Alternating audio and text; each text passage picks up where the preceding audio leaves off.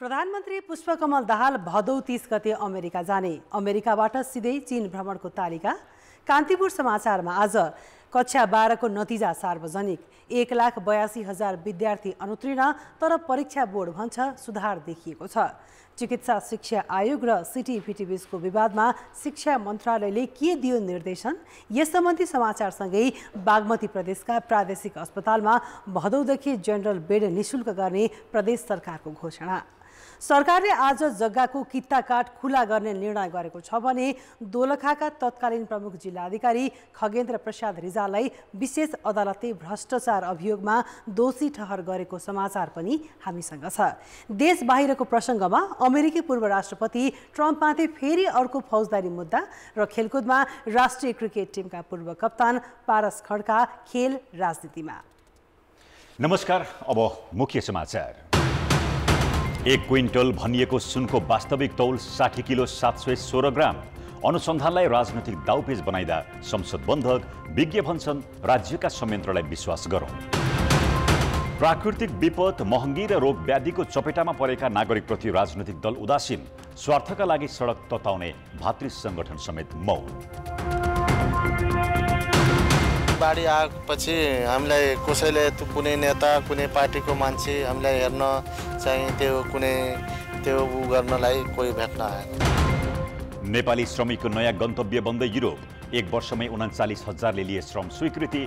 सरकारले सम्बन्धित मुलुकसँग श्रम समझदारी नगर्दा आधारभूत सुविधाबाट भने वञ्चित। अमेरिकी पूर्व राष्ट्रपति ट्रम्प विरुद्ध चौथो फौजदारी मुद्दा दर्ता। राष्ट्रपतीय निर्वाचनमा जर्जियाको नतिजा उल्टाउन खोजेको आरोप। दोषी ठहरिए 20 वर्षसम्मको जेल सजाय हुने।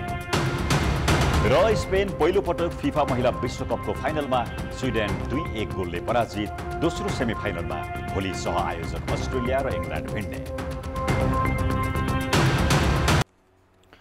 प्रधानमन्त्री पुष्पकमल दाहाल आगामी भदौ 30 गते अमेरिका जाने भएका छन्। आज बालुवाटारमा सम्पादकहरूसँगको छलफलका क्रममा प्रधानमन्त्री दाहालले संयुक्त राष्ट्र सङ्घको महासभामा भाग लिन अमेरिका जान लागेको जानकारी दिएका हुन्। प्रधानमन्त्री दाहाल 19 र 20 सेप्टेम्बरमा अल्पविकसित मुलुकहरूका अध्यक्षको हैसियतले विभिन्न साइडलाइन बैठकमा सहभागी हुनेछन्। उनले सेप्टेम्बर 21 मा राष्ट्रसङ्घ महासभालाई सम्बोधन गर्ने तालिका छ। प्रधानमन्त्री दाहाल सेप्टेम्बर 21 को साँझ अमेरिकाबाट सिधै चीन प्रस्थान गर्नेछन्। बेजिङमा उनले चिनिया राष्ट्रपति सी जिनपिङसँग भेटवार्ता गर्ने कार्यसूची छ। दाहाल असोज 8 गते स्वदेश फर्कने कार्यतालिका छ।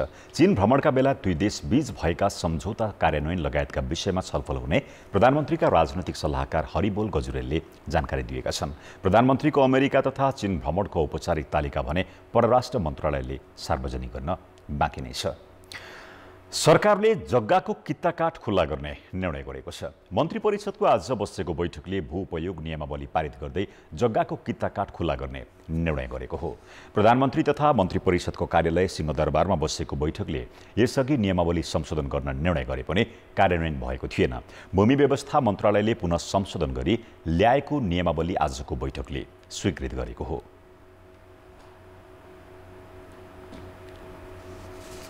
कित्ता काठ, नामसारी लगायतका जग्गा सम्बन्धी हालसम्म रोकिएका सबै कामहरूलाई फुकाउने गरी भू उपयोग नियमावली क्याबिनेटले पास गरेको छ। सबभन्दा महत्त्वपूर्ण निर्णय आजको त्यही नै छ। यसले गर्दाखेरि चाहिँ कित्ता काठ लगायतका जो झमेलाहरू, जो अप्ठ्याराहरू जनताले बेहोर्नु परेको थियो, त्यो चाहिँ झमेलाबाट अब सबै मुक्त हुने र त्यो सम्पूर्ण कामहरू चाहिँ सहज रूपमा अगाडि बढ्ने गरी क्याबिनेटले निर्णय गरेको छ। बैठकले काठमाडौँ तराई मधेस द्रुत मार्गको विस्तृत परियोजना प्रतिवेदन संशोधन गर्ने निर्णय गरेको छ। यस्तै गोर्खामा भेटिएको क्रिस्टललाई गोर्खा दरबारमा राख्ने निर्णय गरेको छ। सो क्रिस्टल संरक्षण गरेर राख्ने परिवारलाई भने पुरस्कारको व्यवस्था गर्ने निर्णय बैठकले गरेको छ। राष्ट्रिय परीक्षा बोर्डले विद्यालय तहको अन्तिम परीक्षा कक्षा 12 को नतिजा सार्वजनिक गरेको छ।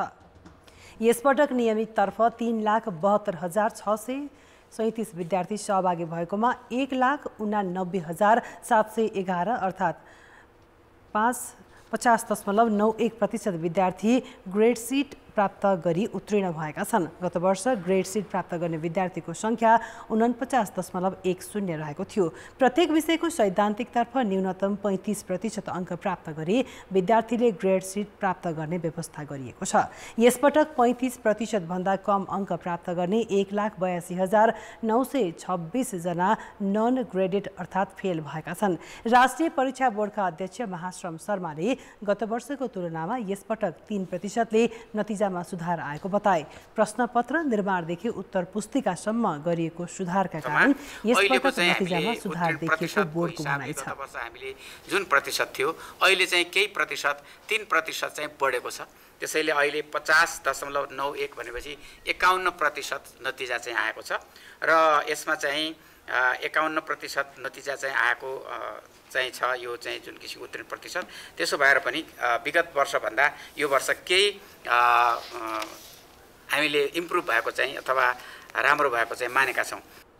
यस वर्ष अनिवार्य अङ्ग्रेजीमा 1,09,527 र सामाजिक विषयमा 51,104 जना विद्यार्थी फेल भएका छन्। गत वर्ष 2 विषयसम्म एनजी अर्थात् फेल हुनेले तत्कालै र बाँकी 58,000ले यसपालि ग्रेड वृद्धि परीक्षा दिएका छन्।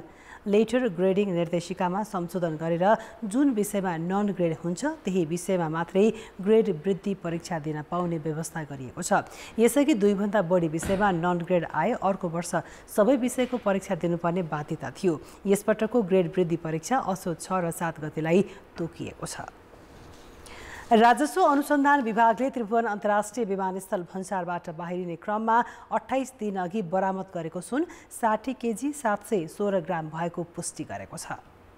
नेपाल राष्ट्र बैंकको टक्सार महाशाखाले ब्रेक सुभित्र लुकाएर ल्याइएको सुन पगालेर कुल तौल निकालेको हो। राजस्व अनुसन्धान विभाग, नेपाल प्रहरीको सीआईबी र नेपाल राष्ट्र बैंकका प्रतिनिधिको रहबरमा सुन गालेर तौल एकिन गरिएको हो। राजस्व विभागले बरामद गरेको ब्रेक सुको तौल 155 किलो थियो। ब्रेक सुबाट अलग गरी पगालिएको सुनको गुणस्तर परीक्षणको काम आजैबाट राष्ट्र बैंकले सुरु गरेको छ। अबको 3 देखि 7 दिनभित्र गुणस्तर प्रतिवेदन सार्वजनिक गर्ने तयारी छ।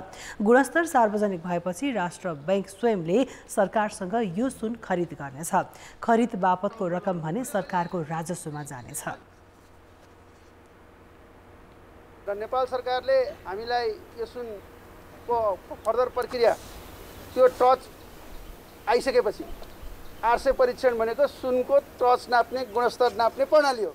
त्यो हामीकैमै छ र त्यो प्रणालीबाट आइसकेपछि त्यो टच अन्तर्गत नेपाल सरकारले प्रक्रियागत रूपमा कति कानुनी प्रक्रिया होलान् अथवा के होलान् र त्यहाँबाट कन्सर्न निकायबाट आइसकेपछि हामीले अन्तर्राष्ट्रिय मूल्यमा 5% थपेर चाहिँ हामीले यो सुन किन्छौँ।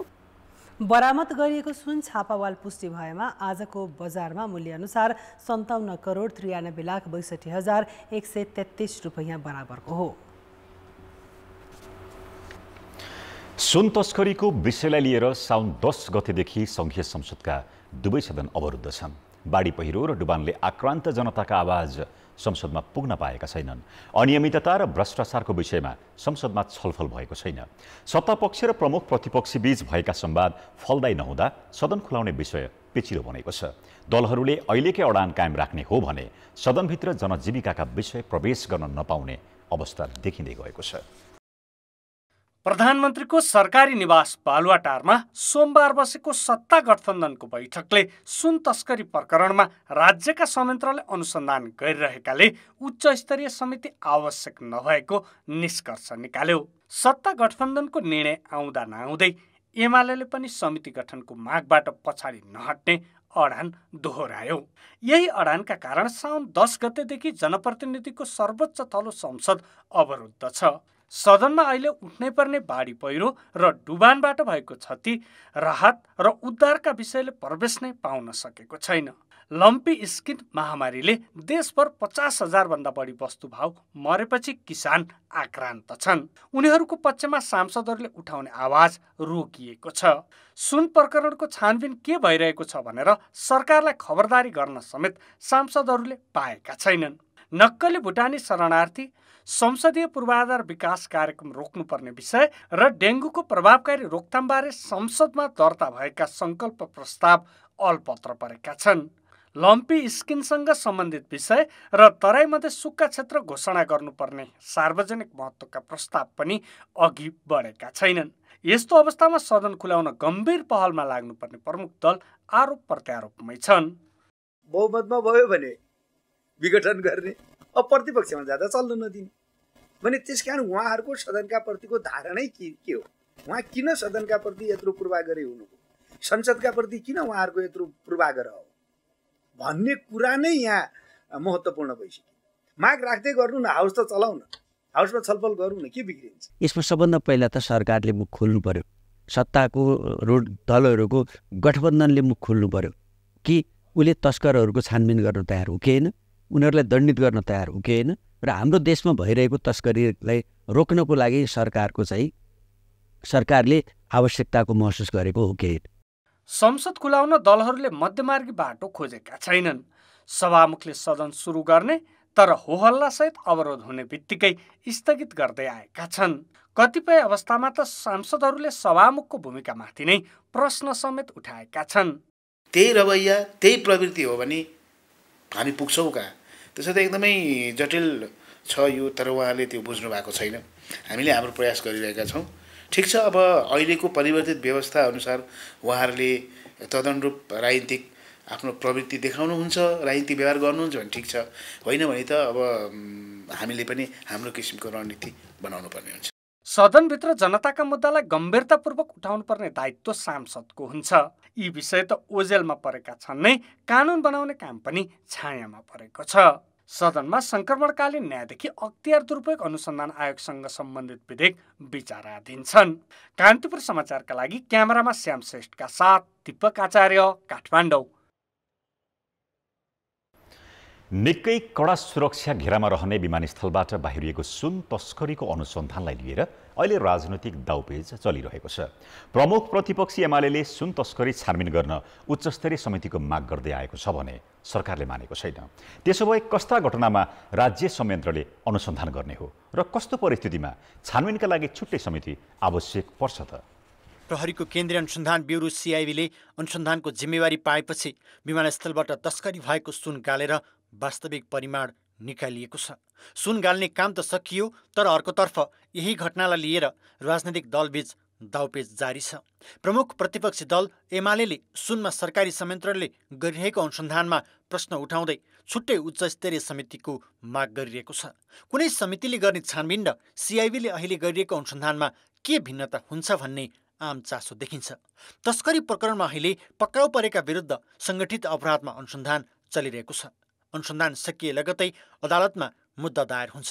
प्रहरीले सङ्कलन गरेका तथ्यलाई अदालतले प्रमाणका रूपमा लिन्छ, तर कानुनले तोकेभन्दा बाहिरबाट गठन हुने कुनै समिति वा आयोगका प्रतिवेदनलाई अदालतले प्रमाणका रूपमा स्वीकार नगर्ने विज्ञ बताउँछन्। जुन कुरालाई कानुनले अपराध भनेको छ, जो सरकारवादी अपराधका फौजदारी अभियोगका विषयहरू जुन हुन्छन्, त्यसलाई चाहिँ कुनै समिति बनाएर अथवा कुनै आयोग बनाएर त्यसको समाधान चाहिँ खोज्नु हुँदैन।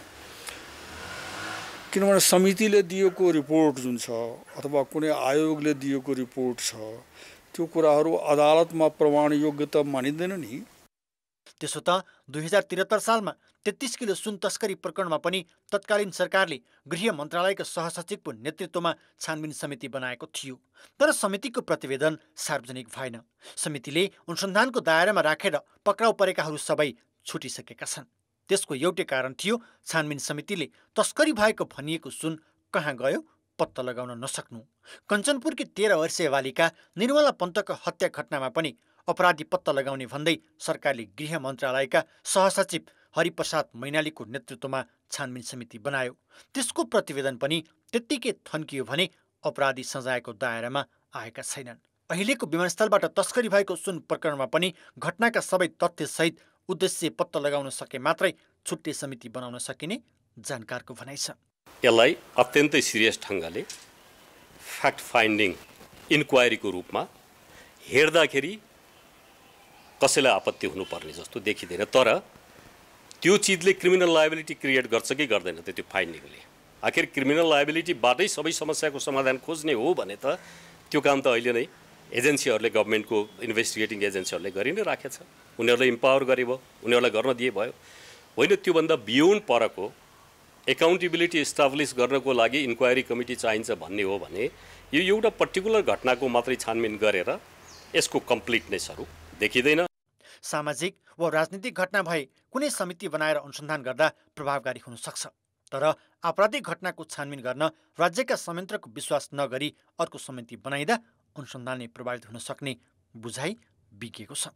यो राजनीतिक विषय होइन नि। अब यति अधिकार चाहिँ महिलालाई दिने, यदि अधिकार नदिने, दलितलाई यति अधिकार दिने नदिने भन्ने कुराहरू होइन, पहिलेदेखि जुन छन् त्यसलाई चाहिँ के गर्ने कसो गर्ने भन्ने यो विषय होइन नि। यो त कानुनले अपराध भनेको छ यसलाई, र कानुन अनुसार कारवाही गर्नुपर्ने भनेर कानुनले नै भन्छ होइन। त्यसकारण चाहिँ यसमा कुनै समिति बनाएर यो विषयलाई बर्गलाउने मात्रै हो, यसलाई चाहिँ म्याद गुजार्ने कुरा हो, म्याद गुजार्ने प्रयास हो यो होइन। जनताको ध्यान अर्कोतिर जाउन् भन्ने कुरा हो यो, अपराधलाई लुकाउने कुरा हो यो। उच्च स्तरीय समितिबाट आउने प्रतिवेदन मुद्दाका लागि प्रमाण नहुने हुँदा त्यसको फाइदा अपराधीले लिइरहेका छन्। अपराधी पत्ता लगाउन सक्ने गरी छानबिन गर्नुपर्ने जानकार बताउँछन्। यसको लागि बुझ्न के जरुरी छ भने यो क्रिमिनल मनी किन जेनेरेट भइरहेछ, यसमा नेपाललाई युज किन गरिराखेको छ, यसको भोलि लङ टर्म र्यामिफिकेसन नेपाललाई के पर्न सक्छ भनेर त्यति चिजलाई रिसर्च गर्न सक्ने भन्छु म। त्यति चिजको फ्याक्ट फाइन्डिङ गर्न सक्ने प्रकारको चाहिन्छ। सुन तस्करी एउटा घटना विशेष मात्र होइन, यसले राष्ट्रिय सुरक्षामा समेत गम्भीर प्रश्न उठाएको छ। त्यसैले यसलाई राजनीतिक उद्देश्यमा मात्रै प्रयोग गर्ने भन्दा संलग्नलाई कारबाहीको दायरामा ल्याएर आफ्ना कमजोरी सच्याउनुको विकल्प छैन। कान्तिपुर समाचारका लागि क्यामेरामा श्याम श्रेष्ठका साथमा रमेश धमला, काठमाडौँ। अब जनताको आवाज। आज हामीले 7 प्रदेशमा सोधेका छौँ, सुशासनका महत्त्वपूर्ण मुद्दामा समेत राजनीतिक दलहरू किन आपसी झगडामा रुमलिएका होलान्?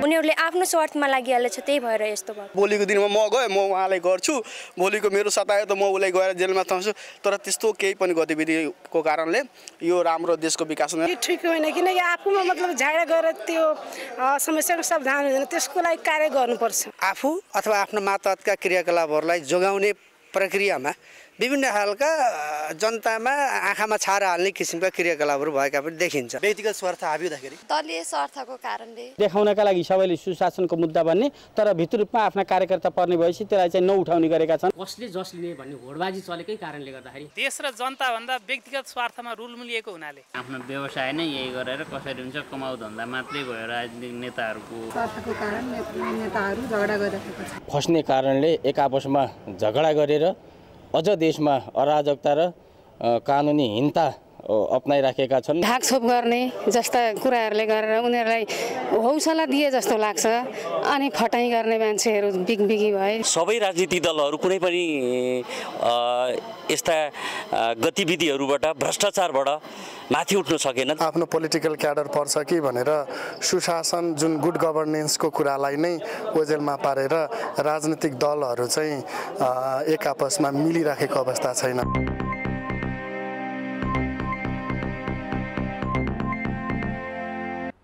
पेट्रोलियम पदार्थको मूल्य बढ्दा होस् या रासायनिक मल अभाव, विगतमा नागरिक सरोकारका मुद्दा उठ्ने बित्तिकै राजनीतिक दलका संयन्त्रहरू सडकमा ओर्लिएर सरकारलाई दबाब दिन्थे।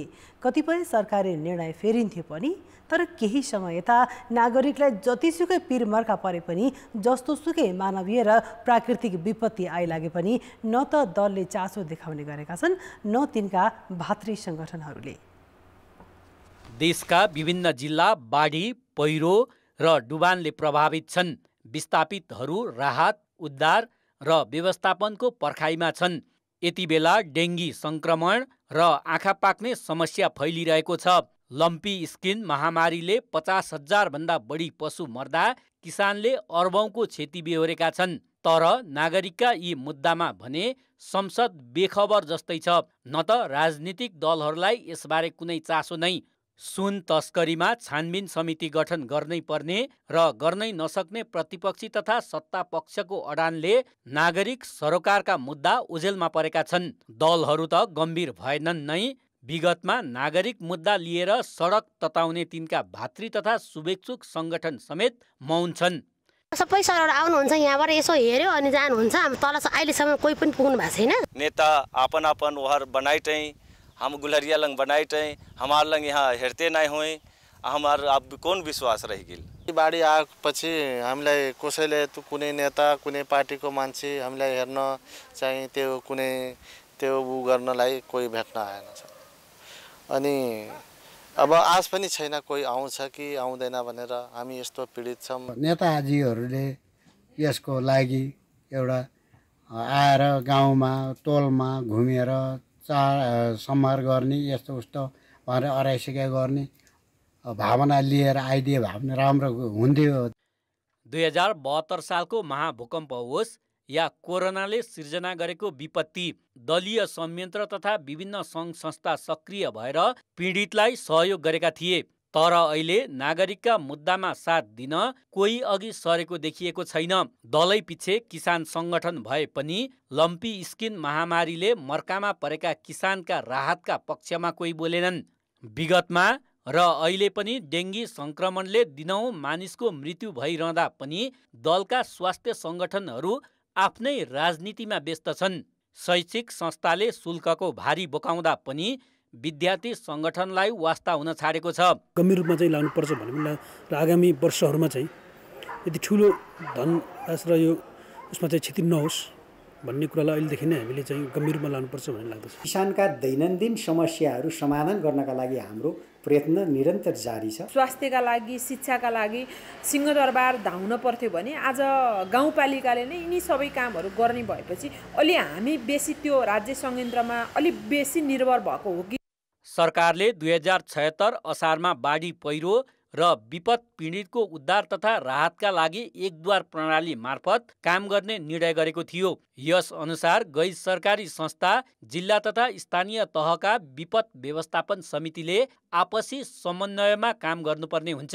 अहिले केही दलका कार्यकर्ता विपद पीडितको सहयोगका लागि अघि सरेको देखिए पनि सरकारी नीति नियमलाई ध्यान राख्न सकेको पाइँदैन। धेरै खालको जनशक्ति चाहिने आवश्यक पर्ने ठाउँमा स्थानीय विपद व्यवस्थापन समिति छ, जिल्ला विपद व्यवस्थापन समिति छ। ती जिल्ला विपद व्यवस्थापन, स्थानीय विपद व्यवस्थापन समितिको अनुमति लिएर त्यो राहत उद्धारको काममा जुट्न सकिन्छ। राजनीतिक दलहरू सत्ता र शक्तिमा मात्र केन्द्रित छन्। सत्तामा बसेकाहरू राज्य संयन्त्रमा भागभण्डा मिलाउन व्यस्त छन् भने प्रतिपक्षमा बसेका दलहरू राजनीतिक स्वार्थमै अल्मलिरहेका छन्।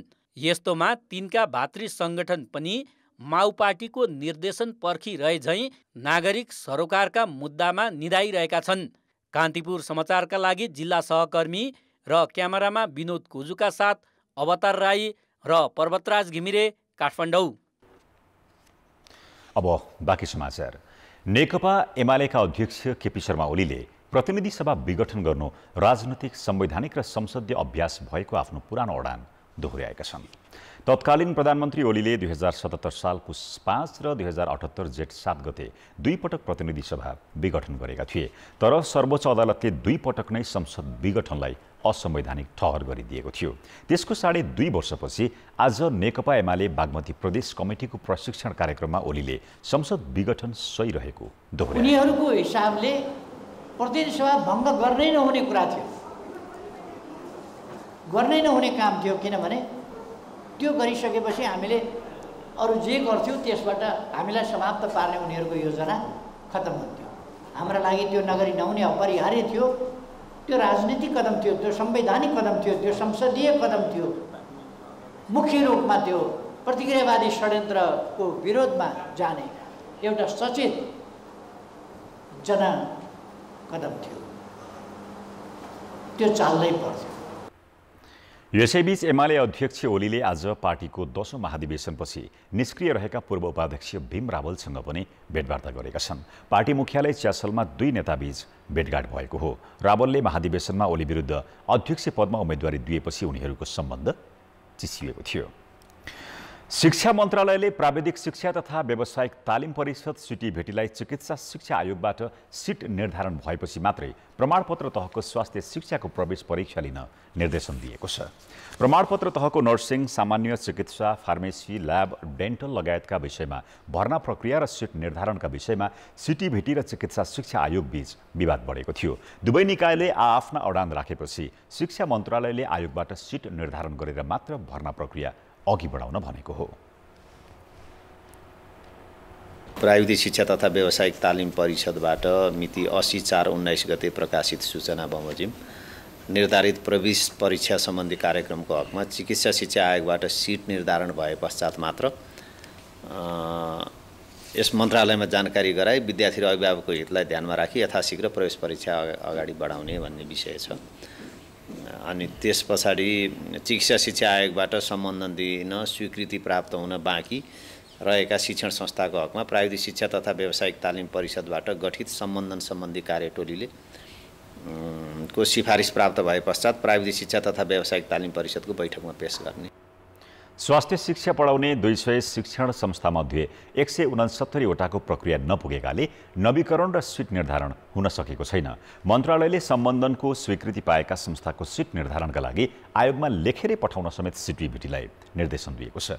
दुई निकायबीचको विवादले स्वास्थ्य शिक्षा अध्ययनका लागि आवेदन दिएका 20,000 विद्यार्थीको भर्ना प्रक्रिया अझै लम्बिने भएको छ। विशेष अदालतले दोलखाका तत्कालीन प्रमुख जिल्ला अधिकारी खगेन्द्र प्रसाद रिजाललाई भ्रष्टाचार अभियोगमा दोषी ठहर गरेको छ। विशेष अदालतका न्यायाधीशहरू यमुना भट्टराई, शालिग्राम कोइराला र खुशी प्रसाद थारूको इजलासले रिजाललाई विभिन्न 5वटा मुद्दामा दोषी ठहर गर्दै कैद तथा जरिवाना गरेको छ। दोलखामा कार्यरत रहँदा क्षेत्राधिकारभित्रका मुद्दामा अभियुक्तलाई धरौटीमा रिहा गर्न घुस लेनदेनको आरोप लागेका रिजाललाई विशेष अदालतले दोषी ठहर गर्दै 5वटा मुद्दामा 2 वर्ष 5 महिना कैद र 6,52,000 जरिवाना र सोही बराबरको बिगो तिराउन आदेश गरेको हो। बागमती प्रदेशका 13वटै जिल्लामा प्रादेशिक अस्पतालमा एनआइसियू, आइसियू र क्याबिन बाहेकका सबै बेड सर्वसाधारणका लागि निःशुल्क उपलब्ध हुने भएका छन्। प्रदेश स्वास्थ्य मन्त्रालयको मन्त्री स्तरीय निर्णय अनुसार 13वटै प्रादेशिक अस्पतालको एनआइसियू, आइसियू र क्याबिन बाहेक अन्य सम्पूर्ण बेड भदौ 1 गतेदेखि सर्वसाधारणका लागि निःशुल्क उपलब्ध गराइने भएको छ। अब प्रदेशका 13वटा अस्पतालमा रहेका 811 बेड सर्वसाधारणका लागि निःशुल्क हुने मन्त्रालयका सूचना अधिकारी डाक्टर रबिन भुसालले जानकारी दिए। त्यस्तै प्रदेशभित्रका 13वटा आयुर्वेद केन्द्रलाई पनि रिहाबिलिटेसन र फिजियोथेरापी सेवा निःशुल्क गर्न निर्देशन दिएको छ। मन्त्रालयले सरकारी, निजी, सहकारी र सामुदायिक अस्पताललाई सामाजिक सेवा इकाइ स्थापना गर्न समेत निर्देशन दिएको छ। उक्त इकाइ मार्फत असहाय, अपाङ्गता भएका विपन्न बेवारिसे बिरामीको उपचार व्यवस्थित गरिने भएकाले सो निर्देशन अनिवार्य कार्यान्वयन गर्न पनि निर्देशन दिइएको छ। 33 वर्ष अघि भुटानबाट लखेटिएर नेपाल आइपुग्दा भुटानी शरणार्थीलाई भरोसा दिने नेता थुप्रै थिए।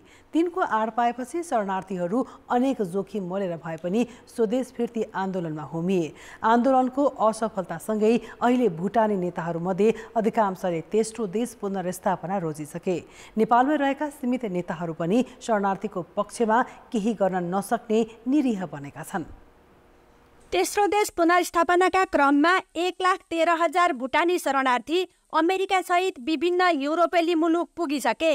कागजी प्रक्रिया नमिलेका र स्वदेश फिर्तीको अडानमा रहेका 6,500 शरणार्थी अहिले झापाको बेलडाङ्गी र मोरङको पथरी शिविरमा कष्टपूर्ण जीवन बिताइरहेका छन्। यहाँ रहेका मध्ये आधाजसो शरणार्थी अहिले पनि आफ्नै देश फर्कने आशामा छन्। तर उनीहरूलाई स्वदेश फिर्ती आन्दोलनका लागि हौस्याउने अधिकांश नेता भने तेस्रो देश पुनर्स्थापना रोजेर विदेश पलायन भइसके, जसका कारण भुटानी शरणार्थीको स्वदेश फिर्ती आन्दोलन नेतृत्वविहीन बन्न पुगेको छ। अहिले हामी जो जति छौँ यहाँ साधारण जनता मात्रै छौँ कि हामी एउटा देशभक्ति आफ्नो देश फर्केर हामी जाउँ भनेर हामी अहिलेसम्म त्यो पर्खाइमै बसिरहेको मानिसहरू मात्रै छ। हामीलाई अहिले आश्वासन पनि कहीँबाट छैन। अलिक आशा लाग्दो नेताहरू पनि अर्काको राष्ट्रियता ओढ्नेहरू मात्रै थिए र छन् पनि, र मलाई विश्वास छैन उहाँहरूमाथि। तेस्रो देश पुनर्स्थापना सुरु हुनु अघि भुटानी शरणार्थीका पक्षमा आवाज उठाउने Bhutan people's party, Druk national congress सहित करिब आधा दर्जन राजनीतिक दल नै नेपालमा सक्रिय थिए। यसबाहेक टेकनाथ रिजाल, डाक्टर भम्पा राई लगायतका मानवाधिकारवादी र अभियन्ता पनि उत्तिकै थिए। स्वदेश फिर्ती आन्दोलनको नेतृत्व लिने भुटान गोर्खा राष्ट्रिय Mukti Morcha, national democratic front जस्ता 1 दर्जन भन्दा बढी सङ्घ संस्थामा गरी 100औं जनाले शरणार्थी आन्दोलनको नेतृत्व गरेका थिए। तर अहिले न ती दल र सङ्घ संस्था नै क्रियाशील छन्, न त शरणार्थी नेताहरू नै।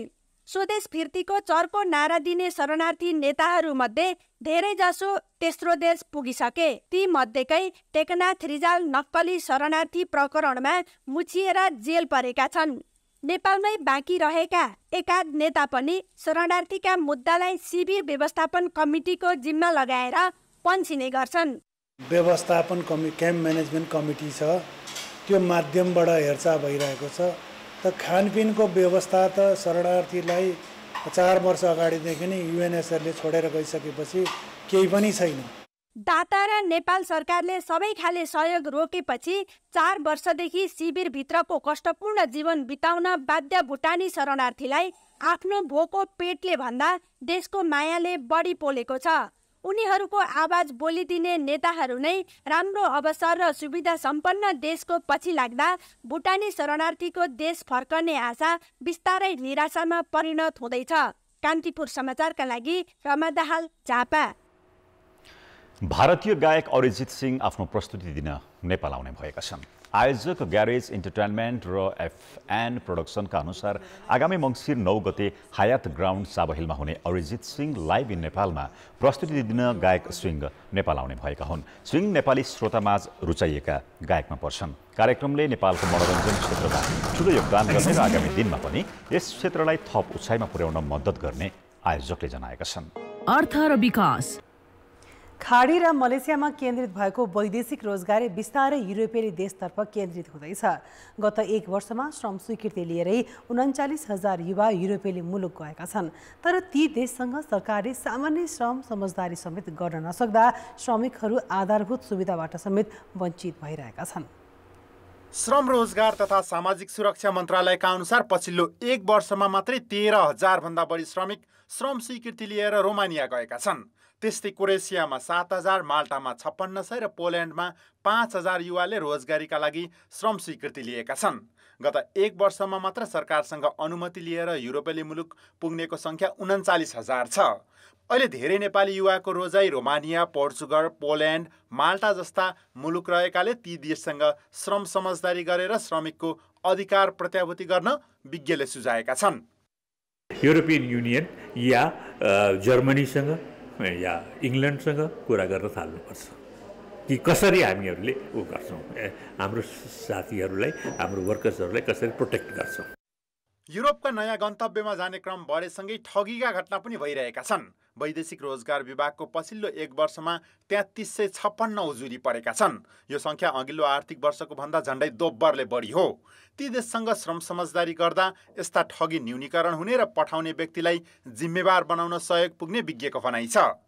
भएको छ कतिपय अवस्थामा कन्सल्टेन्सीहरूले, कतिपय अवस्थामा व्यक्तिहरूले चाहिँ यसको सहजीकरण गरिरहेको अवस्था छ र भोलि केही भइहाल्यो भने चाहिँ को जिम्मेवार हुने त भन्ने कुरा छैन। संस्थागत रूपमा पठाउँदाखेरि चाहिँ म्यानपावर व्यवसायीहरू चाहिँ एक प्रकारले चाहिँ उनीहरू उत्तरदायी हुने अवस्था हुन्थ्यो। सरकारले अहिलेसम्म खाडी र मलेसियाका अतिरिक्त जापान र कोरिया समेत गरी 10वटा गन्तव्य मुलुकसँग मात्र श्रम समझदारी गरेको छ। नेपाली श्रमिक बढी जाने नयाँ गन्तव्य मुलुकसँग अझै समझदारी गरेको छैन। श्रम मन्त्रालयका अधिकारीहरूले भने नेपालीको रोजाइमा रहेका देशसँग श्रम समझदारीको प्रयास भइरहेको बताएका छन्। के छ भन्दाखेरि रोमानियाको राजदूत नेपाल आउँदै हुनुहुन्छ, त्यही बिचमा चाहिँ हामीले लेबर एग्रिमेन्ट गर्न सक्यौँ भन्दाखेरि राम्रो हुन्छ भनेर हामी तयार गरिरहेका छौँ। एउटा हाई लेभल भिजिट चाहिँ गर्नुपर्छ, पोर्चुगल, जर्मनी लगायतका माल्टा लगायतका कन्ट्रीहरूमा गर्नुपर्छ भनेर हामी तयारीमा छौँ। द्वन्द्वग्रस्त र सुरक्षाका दृष्टिकोणले जोखिमपूर्ण मुलुकमा समेत श्रमिकहरू गइरहेका छन्। श्रम समझदारी नहुँदा गन्तव्य मुलुकमा जाने श्रमिक आधारभूत सुविधाबाट समेत वञ्चित रहनुपर्ने अवस्था छ। कान्तिपुर समाचारका लागि क्यामेरामा सञ्जय लुइटेलका साथ सुमन पन्थ, काठमाडौँ। अब जनमतको अन्तिम परिणाम। जनमतमा हिजो हाम्रो प्रश्न थियो, खटाइएको स्थानमै स्वास्थ्यकर्मी जान नमान्नुलाई के भन्ने? ए पेशाप्रतिको बेइमानी, बी अवसर कम भएर र सी फितलो कारबाही। जनमतको अन्तिम परिणाम यस्तो छ, ए पेशाप्रतिको बेइमानीमा 40%, बी अवसर कम भएरमा 17% र सी फितलो कारबाहीमा 43% मत प्राप्त भएको छ। अब आजको प्रश्न। जनमत। नेपाली श्रमिकका गन्तव्य मुलुकसँग श्रम सम्झौता गर्न किन ढिलाइ भएको होला? ए गन्तव्य देशको आनाकानी, बी कूटनीतिक पहल पुगेन र सी श्रमिकका मर्का नबुझेर। जनमतको अन्तिम परिणाम भोलि बेलुका 8 बजेको कान्तिपुर समाचारमा प्रसारण गर्नेछौँ। कृपया न्युज स्पेस एबी वा सी टाइप गरी 34001 मा SMS गरी आफ्नो मत व्यक्त गर्नुहोला। अब अन्तर्राष्ट्रिय प्रसङ्ग। अमेरिकी पूर्व राष्ट्रपति डोनाल्ड ट्रम्प विरुद्ध अर्को फौजदारी मुद्दा दर्ता भएको छ। 4 महिनाको अवधिमा ट्रम्प विरुद्ध दर्ता गरिएको यो चौथो फौजदारी मुद्दा हो। सन् 2020 को राष्ट्रपतीय निर्वाचनमा जर्जिया राज्यको परिणाम उल्ट्याउने प्रयास गरेको आरोपमा उक्त राज्यमा ट्रम्पसहित 19 जना विरुद्ध फौजदारी अभियोगमा मुद्दा दर्ता गरिएको थियो। यसअघि राष्ट्रपतीय निर्वाचनको समग्र परिणाम उल्टाउने षड्यन्त्र गरेको अभियोगमा ट्रम्प विरुद्ध वाशिंटन स्थित संघीय अदालतमा एक अर्को फौजदारी मुद्दा चलिरहेको छ। त्यस्तै ट्रम्प विरुद्ध सरकारी गोप्य कागजातको व्यवस्थापनमा लापरवाही गरेको र पोर्न स्टारलाई दिएको रकम सम्बन्धी मामिलामा फौजदारी मुद्दा चलिरहेको छ। दर्ता गरिएको ताजा फौजदारी मुद्दामा ट्रम्पमाथि जर्जियाको धोखाधडी कानुनको उल्लङ्घन गरेको, सार्वजनिक ओहदामा बसेका अधिकारीहरूलाई उनीहरूले लिएको शपथ उल्लङ्घन गर्न भड्काएको, ठगीका लागि षड्यन्त्र गरेको, झुट्टा बयान र झुट्टा कागज पेश गरेको लगायतका 13 अभियोग लगाइएका छन्। यी आरोपमध्ये धोखाधडी कानुनको उल्लङ्घन गरेको आरोप सबैभन्दा गम्भीर हो। यसमा दोषी ठहर भए अधिकतम 20 वर्षसम्मको जेल सजाय हुन सक्ने बताइएको छ। ट्रम्पसँग उनको सहयोगीका रूपमा अभियुक्त बनाइएका अन्य 18 जनामा ट्रम्पका पूर्व कानुन व्यवसाय रुडी गिलानी, व्हाइट हाउसका पूर्व chief of staff mark meadows लगायत रहेका छन्। जर्जिया राज्यकी जिल्ला न्यायाधिवक्ता फ्यानी विलिसले ट्रम्प र अन्य आरोपितहरूलाई 25 अगस्त शुक्रबार दिउँसो 12 बजेसम्ममा स्वेच्छाले आत्मसमर्पण गर्न चेतावनी दिएकी छिन्। आगामी वर्ष हुने राष्ट्रपतीय निर्वाचनमा पुनः उम्मेदवारीको घोषणा गरेका ट्रम्पले भने विलिस डेमोक्र्याट भएको र उनका आरोपी राजनीति प्रेरित भएको बताएका छन्। सन् 2020 को राष्ट्रपतीय निर्वाचनमा एउटा महत्त्वपूर्ण ब्याटल ग्राउन्ड स्टेटका रूपमा हेरिएको जर्जियामा ट्रम्प आफ्ना प्रतिस्पर्धी बाइडेनसँग झिनो मतान्तरले पराजित बनेका थिए। खेलकुद समाचार। नमस्कार, कान्तिपुर खेलकुद समाचारमा स्वागत छ। नेपाली राष्ट्रिय क्रिकेट टिमको 10 वर्ष कप्तानी गरेका पारस खड्का क्रिकेट सङ्घमा प्रवेश गरेका छन्। उनी आज काठमाडौँ जिल्ला क्रिकेट सङ्घको 4थो साधारण सभाबाट कार्यसमिति सदस्यमा सर्वसम्मत चुनिएका हुन्।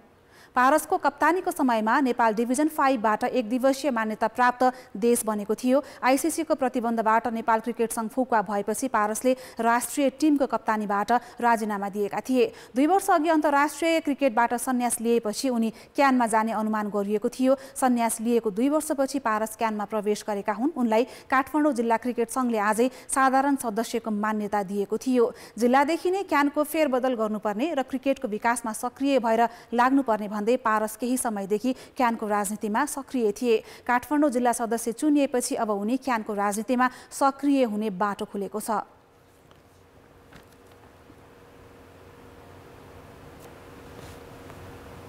एउटा खेलाडीको रूपमा मलाई सदस्यता दिनुभएकोमा सम्पूर्ण काठमाडौँ जिल्ला क्रिकेट सङ्घलाई धन्यवाद भन्न चाहन्छु।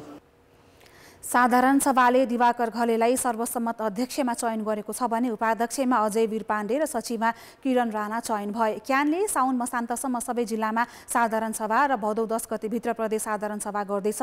क्यानको केन्द्रीय साधारण सभा असोज 5 र 6 गते हुनेछ। आइसिसी टी20 विश्वकप नेपाली महिला क्रिकेट टिमको सपना हो, तर छनौटबाटै बाहिरिनु परेको पीडा नेपाली टिमसँग छ। अर्को वर्ष बङ्गलादेशमा हुने विश्वकपका लागि एसिया छनौट सुरु हुँदैछ। त्यही छनौटका लागि नेपाली टोली अहिले बन्द प्रशिक्षणमा छ। टोलीमा पहिलो पुस्ताका खेलाडी र घरेलु खेलकुदमा सहभागी नै नभएका नयाँ खेलाडीको सम्मिश्रण छ। नेपाल क्रिकेट सङ्घ क्यानले पहिलो पटक महिला टिमका लागि पनि विदेशी प्रशिक्षकको व्यवस्था गरेको छ। मलेसियामा भदौ 14 गतेदेखि 23 गतेसम्म एसिया क्षेत्र छनौट हुँदैछ। 11 टिम सम्मिलित छनौटको फाइनल पुग्न सके नेपाल ग्लोबल छनौटमा पुग्नेछ। त्यसका लागि नेपालले युएई र विश्वकप खेलिसकेको थाइल्यान्ड जस्ता बलिया देशको चुनौतीको सामना गर्नुपर्नेछ। नेपाली टिमका रुबिना छेत्री, सीता राणा मगर करियरको उत्तरार्धमा छन्। उनीहरूको एकमात्र सपना हो नेपाली टिमलाई क्रिकेटको विश्व स्टेजमा पुर्याउनु। पुरुष टोलीले विश्वकप खेलिसकेको दशक बितिसकेको छ। पुरुषभन्दा छिटो विश्वकप खेल्ने आकलन गरिएको महिला टिम भने विश्वकप पुग्न असफल भइरहेको छ। त्यसैले आफ्नै पुस्ताले विश्वकपमा पुर्याउन सके नयाँ पुस्ताका खेलाडीलाई प्रेरणा मिल्ने कप्तान रुबिनाको विश्वास छ। हाम्रो करियरकै one of the important tournament नै हो होइन। त्यस कारणले चाहिँ हामीले भनौँ न अब अलिकति धेरै ध्यान दिएर खेलिरहेछौँ। प्लेयर्सहरूले पनि एफर्ट लगाएको देखिरहेछौँ। लगातारको वर्षाका कारण नेपाली टिमले हलभित्र अभ्यास गरिरहेको छ। मैदानमा खेल्न नपाउँदा टिमको फिल्डिङ कस्तो छ प्रशिक्षकले हेर्न पाएका छैनन्। तर अब मलेसियामा नेपाली टिमले 4 देश सम्मिलित सिरिज खेल्नेछ। प्रशिक्षक सामसङजङ थापाले 3 नयाँ अनुहारलाई समेट्दै छनौटको 3 हप्ता अगावै 14 सदस्य टिम तयार पारेका छन्। पहिलाको भन्दा तपाईँको अहिले बच्चाहरू अलिक सिरियस, अलिकति हामीले अब केही न केही गर्नुपर्छ भन्ने उसमा लागेको छ। अलिकति जितको हङ्गर अलिकति भनौँ न भोको छ बच्चाहरू र टुर्नामेन्टमा चाहिँ हामी क्वालिफाई हुने प्रयासमा छन् बच्चाहरूले। आफ्नो तर्फबाट सकेसम्म फिटनेसदेखि लिएर सबैमा स्किलहरूमा सबैमा वर्कआउट राम्रो गरिरहेछ र हामी मेहनत पनि राम्रो गरिरहेछन् बच्चाहरू। नेपाली टिमले पहिलो पटक विदेशी प्रशिक्षक पाएको छ। भारतको राष्ट्रिय टिमबाट खेलिसकेकी देविका पालशिखरले नेपाली टिमलाई ब्याटिङ प्रशिक्षण दिइरहेकी छन्। नेपाली टिमसँग विश्वकप खेल्ने योग्यता रहेको उनको बुझाइ छ। I have to take them to the next level. I want them to at least improve 10-15% more what they were and after me being there. एकदमै ठुलो कोच ल्याइदिनु भयो होइन। वुमेन्स पनि ल्याइदिनु भयो अरू भन्दा पनि। अनि उहाँको बोल्ने शैली, उहाँको सिकाउने तरिका एकदमै फार मोर डिफ्रेन्टै छ होइन। अब हामीहरूले 4-5 दिन भयो ट्रेनिङ गरेको म्यामसँग। अब अलरेडी नै त्यो पोजिटिभ भाइब्सहरू आइसक्यो। पहिलो पटक टिममा परेका खुसी डङ्गोल, रुबी पोदार र पूजा महतो नयाँ खेलाडी हुन्। नयाँ खेलाडीको आगमनले टिममा ऊर्जा र प्रतिस्पर्धा दुवै बढाएको छ। काठमाडौँमा बसेर ट्रेनिङ गरेँ अनि बल्ल तल्ल 9th नेसनलमा चाहिँ राम्रो स्कोर भएर चाहिँ त्यसपछि लगत्तै पिएम कपमा पनि राम्रो भयो। 50-50 भयो अनि मेयर कपमा पनि 50 त्यस्तै लागेर अनि क्याम्पिङमा बोलायो अनि नेसनल टिममा पऱ्यो। नेपाली टिमले अब मलेसियामै भदौ 5 देखि हङकङ, मलेसिया र कुवेत सम्मिलित श्रृङ्खलामा 4 खेल खेल्नेछ। एसिया छनौटका लागि त्यो नै अन्तिम तयारी हुनेछ। एसिया छनौटको फाइनलमा पुग्न सके नेपालले ग्लोबल छनौटमा स्थान बनाउनेछ। 10 टोली सहभागी हुने ग्लोबल छनौटबाट उत्कृष्ट 2मा पर्न सके नेपालले पहिलो पटक विश्वकप खेल्ने अवसर पाउनेछ। कान्तिपुर समाचारका लागि क्यामेरामा मुरारी घिमिरेका साथ खेलकुद ब्युरोको रिपोर्ट। श्रीलङ्काका अलराउन्डर वानिन्दो हसरङ्गाले 26 वर्षको उमेरमा नै टेस्ट क्रिकेटबाट सन्यासको घोषणा गरेका छन्। श्रीलङ्काको न्युज आउटलेट न्युज वायरका अनुसार हसरङ्गाले आफ्नो निर्णयबारे जानकारी गराउँदै श्रीलङ्का क्रिकेट बोर्डलाई पत्र लेखिसकेका छन्। उनले सीमित ओभरको क्रिकेटमा ध्यान केन्द्रित गर्ने र राष्ट्रिय टोलीमा आफ्नो योगदानलाई थप परिष्कृत गर्न सन्यासको घोषणा गरेको बताएका छन्। लेग स्पिनर हसरङ्गाले टेस्ट क्रिकेटमा आफ्नो प्रभाव जमाउन सकेका छैनन्। उनले 2020मा दक्षिण अफ्रिका विरुद्ध टेस्टमा डेब्यू गरेका थिए। अन्तिम पटक अप्रिल 2021मा बङ्गलादेश विरुद्ध सेतो जर्सीमा खेलेका उनले मात्र 4 टेस्ट खेल्दा 196 रन र 4 विकेट लिएका छन्। हसरङ्गाले 48 एक दिवसीय र 58 टी20 खेलिसकेका छन्। उनी एसिया कप खेल्ने टोलीमा समावेश छन्। अघिल्लो संस्करण एसिया कप जित्दा उनी श्रीलङ्काली टोलीका प्रमुख सदस्य थिए। यसपटक पनि आफ्नो देशको उपाधि रक्षा गर्ने अभियानमा उनी महत्त्वपूर्ण हिस्सा हुनेछन्। एसिया कप 2023 अगस्त 30 देखि सेप्टेम्बर 17 सम्म श्रीलङ्का र पाकिस्तानमा आयोजना हुँदैछ। नेपालले पनि पहिलो पटक एसिया कप खेल्दैछ। नेपाल रहेको समूहमा भारत र पाकिस्तान छन्। खेलकुद समाचार अहिलेलाई यति नै। कान्तिपुर समाचार अहिलेलाई सकियो। कान्तिपुर टेलिभिजन हेर्दै गर्नुहोला। नमस्ते।